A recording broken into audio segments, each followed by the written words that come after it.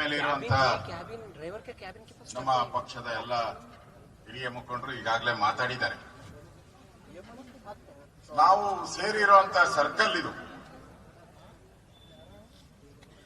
ನಮ್ಮ ಹಿಂದ್ಗಡೆ ಕ್ರಾಂತಿ ಪುರುಷ ಬಸವಣ್ಣವ್ರನ್ನ ನಾವು ನೋಡ್ತಾ ಇದ್ವಿ. ಕಾಣಿಸ್ತಾ ಇದೆಯಾ? ಬಸವಣ್ಣ ಅವರಿದ್ದಾರೆ, ಕ್ರಾಂತಿಯನ್ನ ಮಾಡಿದಂಥವ್ರು. ಈ ಕಡೆ ನಾವು ಕ್ರಾಂತಿಯ ರೀತಿಯಾದಂತ ಸಂವಿಧಾನವನ್ನ ಕೊಟ್ಟಂತ ಅಂಬೇಡ್ಕರ್ ಅವರನ್ನ ನಾವು ನೋಡ್ತಾ ಇದ್ದೀರಿ. ಇಲ್ಲಿರೋರು ಯಾರು? ನಾವೆಲ್ಲ ಇಲ್ಲಿರೋರು ನಾವೆಲ್ಲ ನಿಜಾಮರ ನರವನ್ನ ಕಿತ್ತಂತವ್ರು ಈ ಕುಲ್ಬರ್ಗಿಯ ಜನ. ನಾವಿಲ್ಲಿ ನಿಂತಿದ್ದೀರಿ. ಕಾಂಗ್ರೆಸ್ಸಿನ ನರ ಕೀಳ್ಬೇಕಲ್ಲ, ನಾವು ಕೀಳ್ಬೇಕ ಬೇಡ? ಈ ಸರ್ಕಾರ ಇವತ್ತು ಎಸ್ ಸರ್ಕಾರ. ಎಸ್ ಅಂದ್ರೆ ಸುಪಾರಿ, ಎಸ್ ಅಂದ್ರೆ ಸೂಸೈಡ್. ಒಂದ್ ಕಡೆ ಸುಪಾರಿ ಕೊಡ್ತಾರೆ ದುಡ್ಡು ಕೊಡಕ್ಕೆ, ಇಲ್ಲ ಅಂದ್ರೆ ನೀವು ಸೂಸೈಡ್ ಮಾಡ್ಕೊಬೇಕು. ಹೆಸರು ಹಂಗೆ ಇದೆ ನೋಡಿ, ಸಿದ್ದರಾಮಯ್ಯ ಏನೋ ಶಿವಕುಮಾರ್. ಕರೆಕ್ಟ್ ಆಗಿದೆ ಅಲ್ಲ? ಇವತ್ತು ಇಲ್ಲಿ ನಡೀತಾ ಇರುವಂತ ಒಂದು ಈ ಸುಪಾರಿ ಕೊಲೆಗಳು, ಆತ್ಮಹತ್ಯೆಗಳು, ಅದರ ಜೊತೆಗೆ ರೈತರ ಆತ್ಮಹತ್ಯೆಗಳು, ಬಾಣಂತಿಯರ ಸಾವು, 760 ಜನ ಬಾಣಂತಿಯರು ಆಸ್ಪತ್ರೆಗೆ ಹೋದ್ರು. ಹೊಸ ಮಗುವಿಗೆ ಜನ್ಮ ಕೊಡಕ್ಕೆ ಸರ್ಕಾರಿ ಆಸ್ಪತ್ರೆಗೆ ಹೋದ್ರು. ಆ 760 ಜನ ಬರಲೇ ಇಲ್ಲ ಈ ಪಾಪಿಗಳ ಕಾಂಗ್ರೆಸ್ ಸರ್ಕಾರದಿಂದ. ದುಡ್ಡಿನ ದಾಹ, ಮೆಡಿಸನ್ ನಲ್ಲಿ ದುಡ್ಡು ಹೊಡಿಯಕ್ಕೆ ಹೋಗಿ ಕಳಪೆ ಮೆಡಿಸನ್ ತಂದು ಸರ್ಕಾರಿ ಆಸ್ಪತ್ರೆಗಳಲ್ಲಿ ಕೊಟ್ಟು ಇವತ್ತು ಎಲ್ಲ 26ರಿಂದ 30 ವರ್ಷದ ಆ ಬಾಣಂತಿಯರು ಮಗುನೆತ್ಕೊಂಡು ಮನೆಗೆ ಬರಬೇಕಾಗಿತ್ತು. ತಾಯಿ ಬರಲಿಲ್ಲ, ಮಗು ಮಾತ್ರ ಬಂತು. ಆ ಮಗುವಿಗೆ ಧಿಕ್ಕಾರ. ಇವತ್ತು ಯಾರು ಇಲ್ಲ. ಅದಕ್ಕೆ ನಾನು ಎಸ್ ಅಂತ ಹೇಳಿದ್ದು ಇವರಿಗೆ. ಸುಪಾರಿ, ಸೂಸೈಡ್ ಸರ್ಕಾರ ಇದು. ಒಂದು ಅರ್ಥ ಮಾಡಿಕೊಳ್ಳಿ, ಈ ಆತ್ಮಹತ್ಯೆಗೆ ಎಷ್ಟು ದಿನ ಆಯ್ತು? 7 ದಿನ ಆಯ್ತಾ? ಒಂದು ವಾರ ಆಯ್ತಲ್ಲ? 7 ದಿನ. ಎಲ್ಲಿದ್ದಾರೆ? ಪ್ರಿಯಾಂಕಾ ಖರ್ಗೆ ಅವರ ಆಪ್ತ ರಾಜು ಕಪನೂರ್ ಎಲ್ಲಿದ್ದಾರೆ? ಹಂಗೆ ಕೇಳಿ ಪೊಲೀಸವ್ರನ್ನ. ಸರ್, ಸೇಫ್ಟಿಯಾಗಿ ಅವ್ರನ್ನ ಕಬ್ಬಿನ ಗದ್ದೆಗೆ ಇಟ್ಟಿದ್ದೀರಿ ಸರ್ ಅಂತ. ಯಾಕೆ?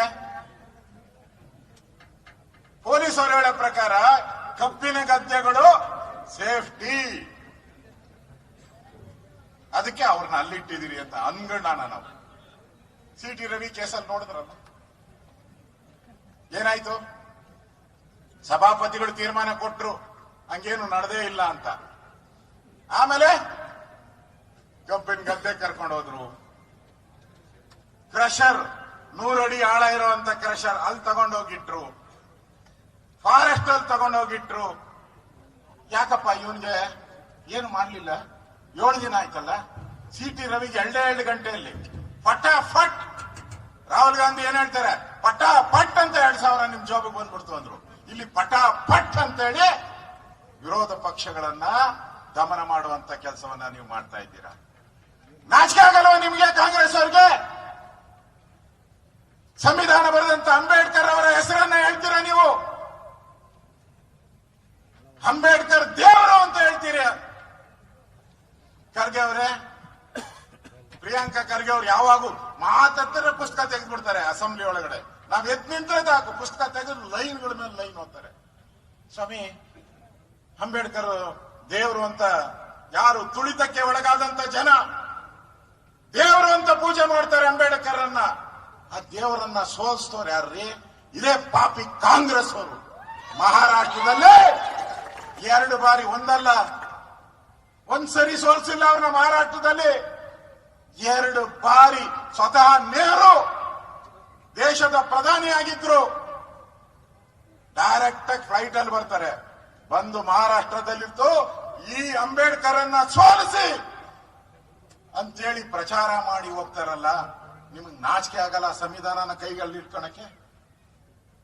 ಸತ್ತರು ಅಂಬೇಡ್ಕರ್, ದೇಶದ ದೇವರು ಅಂತ ಹೇಳೋ ಒಂದು ಅಂಬೇಡ್ಕರ್ ತೀರ್ಕೊಂಡ್ರು ದೆಹಲಿಯಲ್ಲಿ. ಅವ್ರ ಮನೆಯವರೆಲ್ಲ ಹುಡುಕಿದ್ರು, ಮನೇಲೇನೋ ಹಣ ಇಟ್ಟಿರ್ತಾರೆ ಶವ ಸಂಸ್ಕಾರ ಮಾಡಕ್ಕೆ ಅಂತ. ಸಿಕ್ಕಿದ್ದು ಮಹೇಶ್ 2,000 ಅಷ್ಟೇ ಅಲ್ಲ, 2,000 ಫ್ಲೈಟ್ ಅಲ್ಲಿ ಅದನ್ನ ಮಹಾರಾಷ್ಟ್ರಕ್ಕೆ ತರಕಾಗ್ಲೇ ಇಲ್ಲ. ಅವ್ರ ಮನೆಯವರು ಡೆಲ್ಲಿಯಲ್ಲಿ ಕೊಟ್ಟಿದ್ದಾರಲ್ಲ, ನೆಹರು ಅವರಿಗೆ 5 ಎಕರೆ ಕೊಟ್ಟಿದ್ದಾರೆ, ಇಂದಿರಾ ಗಾಂಧಿಗೆ ಅವ್ರಿಗೊಂದು 5 ಎಕರೆ, ರಾಜೀವ್ ಗಾಂಧಿಗೆ 5 ಎಕರೆ. ಅಂಬೇಡ್ಕರ್ ಅವ್ರ ಮನೆಯವ್ರು ಕೇಳಿದ್ದು 6 ಅಡಿ 3 ಅಡಿ ಜಾಗ ಕೊಡ್ರಿ ಡೆಲ್ಲಿಯಲ್ಲಿ. ಕೊಟ್ರನಪ್ಪ. ನೀ ಯಾಕೆ ಕೈಯಲ್ಲಿ ಹಿಡ್ಕೊಂಡು ಹೋಗ್ತೀಯ ಈಗ? ನಾಚಿಕೆ ಆಗಲ್ಲ ನಿನ್ಗೆ? ಆ ಅಂಬೇಡ್ಕರ್ ಅನ್ನ ಸೋಲಿಸಿ ಅವಮಾನ ಮಾಡಿದಂತ ಕಾಂಗ್ರೆಸ್ ಇವತ್ತು ನಾವು ನ್ಯಾಯ ಕೇಳ್ತಾ ಇದ್ದೀರಿ. ಅಂಬೇಡ್ಕರ್ ಅವರ ಸಂವಿಧಾನವನ್ನ ಹಿಡ್ಕೊಂಡು ನ್ಯಾಯ ಕೇಳ್ತಾ ಇದ್ದೀರಿ. ಈ ಒಂದು ಸಚಿನ್ ಪಾಂಚಾಲ್ಯ ಅವರ ಕುಟುಂಬಕ್ಕೆ ನ್ಯಾಯ ಕೊಡಕ್ಕೆ ನಾವಿಲ್ಲ ಇಷ್ಟೆಲ್ಲ ಜನ ಸೇರಿರೋದು. ನ್ಯಾಯ ಬೇಕಲ್ಲ. ಸಿ.ಟಿ. ರವಿಗೊಂದು ಬೇರೆಯವ್ರಿಗೊಂದು ಆಗಂಗಿಲ್ಲ. ಈಶ್ವರಪ್ಪನವ್ರ ಕೇಸ್ ಆಯ್ತು. ಈಶ್ವರಪ್ಪನವ್ರ ಕೇಸ್ ಆದಾಗ ಅಸೆಂಬ್ಲಿಯಲ್ಲಿ ನಾನು ಇದ್ದೆ, ಆಡಳಿತ ಪಕ್ಷ, ನಾವು ಮಂತ್ರಿ ಆಗಿದ್ದೆ ನಾನು. ಅವಾಗ ಇದೇ ಪ್ರಿಯಾಂಕಾ ಖರ್ಗೆ ಸಂವಿಧಾನ ಪುಸ್ತಕವನ್ನ ಅಲ್ಲಿ ಇಟ್ಕೊಂಡಿದ್ದಾರ ನಾವು ಗೊತ್ತಿಲ್ಲ. ಅವರೊಂದು ಹೇಳಿಕೆಯನ್ನ ಕೊಟ್ರು, ಓದ್ತೀನಿ ಒಂದ್ಸರಿ. ಅವರು ಹೇಳಿದ್ ಲೈನು ನಂದಲ್ಲ, ಇದು ಖರ್ಗೆ ಅವರು ಹೇಳಿರೋದು. ಪ್ರಿಯಾಂಕಾ ಖರ್ಗೆ ಏನ್ ಹೇಳಿದ್ರು? ಒಬ್ಬ ವ್ಯಕ್ತಿ ಆತ್ಮಹತ್ಯೆಗೆ ಶರಣಾಗಬೇಕಾದರೆ ಎಷ್ಟು ಕಷ್ಟಪಟ್ಟು ಈ ನಿರ್ಧಾರಕ್ಕೆ ಬರಬೇಕು? ಬಿಜೆಪಿಯವರೇ, ಒಬ್ಬ ವ್ಯಕ್ತಿ ಆತ್ಮಹತ್ಯೆ ಮಾಡಬೇಕಾದ್ರೆ ಎಷ್ಟು ಕಷ್ಟ ಗೊತ್ತಾ ಬಿಜೆಪಿಯವರೇ? ಎಷ್ಟು ನೊಂದು ಈ ತೀರ್ಮಾನಕ್ಕೆ ಬರಬೇಕು ಗೊತ್ತಾ ಬಿಜೆಪಿಯವರೇ? ಇದು ದಾಖಲೆ ಅಲ್ಲವೇ? ಆತ್ಮಹತ್ಯೆಗೆ ಶರಣಾಗಿದ್ದಾರೆ, ಇದಕ್ಕೆ ಯಾರು ಹೊಣೆ? ಸಚಿವರ ವಿರುದ್ಧ ಕ್ರಮ ಏಕೆ ಎದುರುತ್ತೀರಿ? ನಮ್ಮನ್ನು ಕೇಳಿದ್ರು.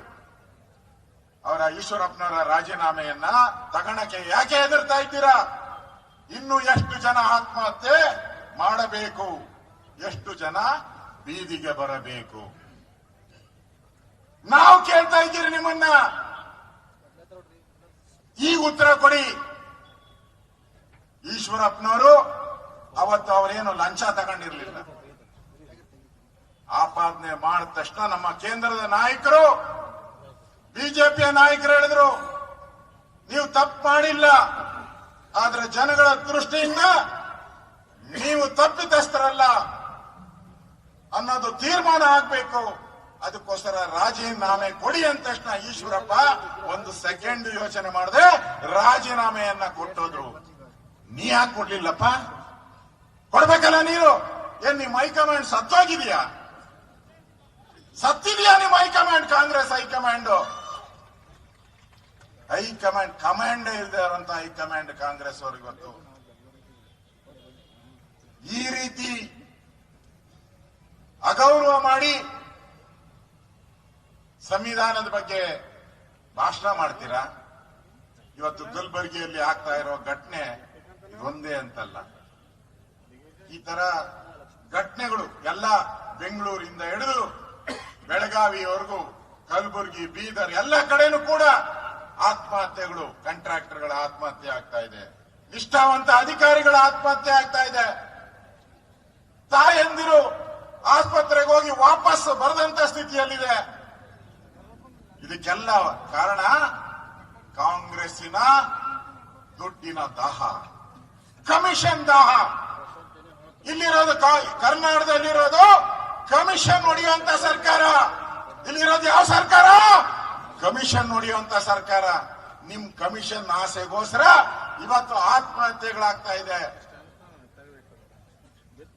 ಅಧಿಕಾರಿಗಳಿಗೂ ನಾನು ಹೇಳಕ್ ಇಷ್ಟಪಡ್ತೀನಿ, ಪೊಲೀಸವ್ರಿಗೂ ನಾನು ಹೇಳಕ್ ಇಷ್ಟಪಡ್ತೀನಿ, ಈ ತರ ತಾರತಮ್ಯ ನಡೆಯಲ್ಲ ಬಹಳ ದಿನ.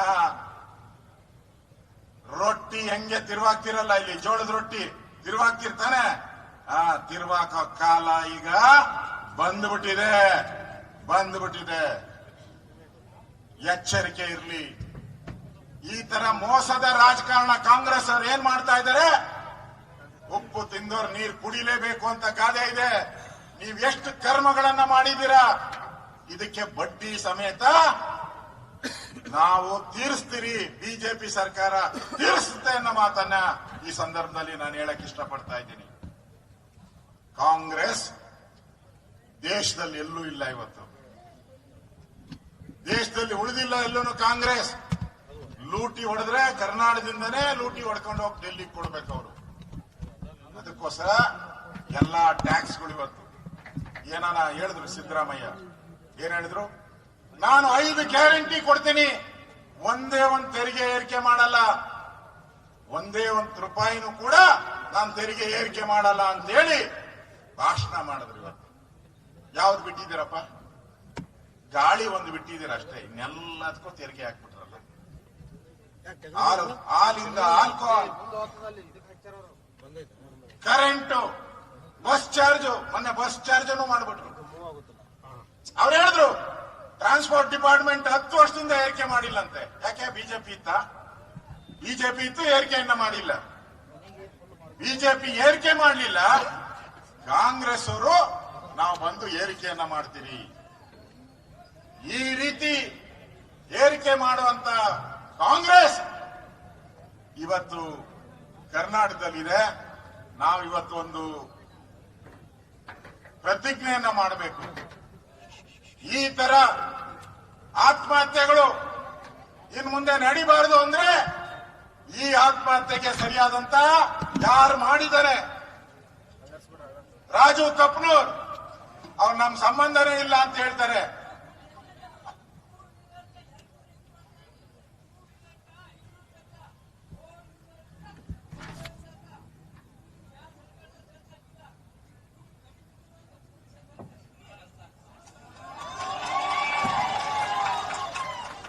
ಅವ್ರು ಹೇಳಿದ್ರು, ನೀವು ಮರ್ತು ಬಿಟ್ಟಿದೀರಾ, ಪೆಟ್ರೋಲ್ ಬಗ್ಗೆ ಮಾತಾಡಿದೀರಾ, ಹಾಲನ್ ಬಗ್ಗೆ ಮಾತಾಡಿದೀರಾ, ಈ ಕಾರ್ಗೆ 1000 ರೂಪಾಯಿ, 2 ವೀಲರ್ಗೆ 500 ರೂಪಾಯಿ ಎಕ್ಸ್ಟ್ರಾ ಹಾಕಿದ್ದಾರೆ ಈಗ ಸೆಸ್ ಅಂತ. ಈ ಮನೆ ಆಳ ಕಾಂಗ್ರೆಸ್ ಅವರು ಉಗಿದು ಉಪ್ಪು ಹಾಕಿ ಅಂತ ಹೇಳಿದ್ರು, ನಮ್ಮಲ್ಲಿ ಉಗಿದು ಉಪ್ಪು ಹಾಕಿ ಅಂತ. ಅಂದ್ರೆ ಈ ರಾಜು ಕಪ್ಪನೂರ್ ಅವರೊಬ್ಬ ಗೂಂಡ ಆಕ್ಟ್ ಅಲ್ಲಿ ಇದ್ದ. ಆ ಗೂಂಡ ಆಕ್ಟ್ ಅನ್ನ ತೆಗಿಬೇಕು ಅಂದ್ರೆ ಗೊತ್ತಾ ನಿಮ್ಗೆ? ತೆಗಿಯಕ್ ಸಾಧ್ಯನೇ ಇಲ್ಲ. ನಾನು ಹೋಮ್ ಮಿನಿಸ್ಟರ್ ಆಗಿ ಕೆಲಸ ಮಾಡಿದ್ದೆ, ಆಗದೇ ಇಲ್ಲ. ಯಾವಾಗ ಅವನು ಸ್ಲೇಟ್ ಇಟ್ಕೊಂಡಿರೋ ಫೋಟೋ ಸ್ಟೇಷನ್ಗಳಲ್ಲಿ ಇದ್ದೇ ಇರ್ತೈತೆ. ಯಾವಾಗ ಅವನ್ನ ಗೂಂಡ ಆಕ್ಟ್ ಇಂದ ಯಾರಪ್ಪ ತೆಗಿಸಿದ್ರು ಫೋನ್ ಮಾಡಿ? ನೀವೇ ಅಲ್ವೇನ್ ಕಾಂಗ್ರೆಸ್ ಅವರು? ಗೂಂಡ ಆಕ್ಟ್ ಅನ್ನ ತೆಗಿಸಿದಿರ ಅವನ ಮೇಲೆ.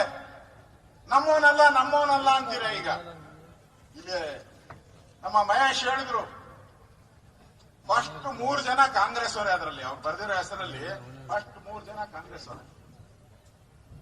ಅವ್ರ ಡೆತ್ ನೋಟ್ ಅಲ್ಲಿ ಬರೆದಿರೋದು 3 ಜನ ಕಾಂಗ್ರೆಸ್ ಅವರೇ. ಅದಕ್ಕೆ ಎಲ್ಲ ಈಗ ಕಬ್ಬನ್ ಗದ್ದೆ ತಗೊಂಡೋಗಿ ಇಟ್ಕೊಂಡಿದ್ದಾರೆ ಅವ್ರನ್ನೆಲ್ಲ. ಪಾಪ ಪೊಲೀಸರು ನೋಡೋಣ ಆ ಕಬ್ಬನ್ ಗದ್ದೆಯಿಂದ ಯಾವಾಗ ಹಿಡಿತಾರೆ ನೋಡೋಣ. ಆದ್ರೆ ನಾವು ತೀರ್ಮಾನ ಮಾಡೋಣ, ಈ ಸರ್ಕಾರ ಬಡವರನ್ನ ರಕ್ತ ಇರ್ತಕ್ಕಂಥ ಸರ್ಕಾರ. ಆತ್ಮಹತ್ಯೆಗಳಿಗೆ ಇನ್ನು ಪುಷ್ಟ ಹಾಕ್ಬೇಕಾದ್ರೆ ಈ ಸರ್ಕಾರಕ್ಕೆ ನಾವು ಸರಿಯಾದಂತ ಪಾಠವನ್ನ ಕಲಿಸ್ಬೇಕು. ಅದರಿಂದ ಇವತ್ತು ಕ್ರಾಂತಿಕಾರಿ ಬಸವಣ್ಣ ಅವರ ಎದುರುಗಡೆ ಕ್ರಾಂತಿಕಾರಿ ಸಂವಿಧಾನವನ್ನ ಕೊಟ್ಟಂತ ಅಂಬೇಡ್ಕರ್ ಮುಂದೆ ನಾವು ನಿಂತಿದ್ದೀವಿ. ಈ ಕಲಬುರಗಿಯಲ್ಲೂ ಕೂಡ ಇದಕ್ಕೆ ನ್ಯಾಯ ಕೊಡಿಸೋವರೆಗೂ ಬಿಜೆಪಿ ವಿರಮಿಸುವುದಿಲ್ಲ, ಹೋರಾಟ ಮಾಡ್ತೀರಿ. ನಿಮ್ ಜೊತೆ ನಾವಿದ್ದೀರಿ, ಆ ಕುಟುಂಬಕ್ಕೆ ನ್ಯಾಯವನ್ನ ಕೊಡಿಸ್ತೀರಿ ಅನ್ನೋ ಮಾತನ್ನ ಈ ಸಂದರ್ಭದಲ್ಲಿ ಹೇಳಿ, ನನಗೆ ಇವತ್ತು ನಿಮ್ಮ ಶಕ್ತಿಯನ್ನ ನೋಡಿ, ನಿಮ್ಮ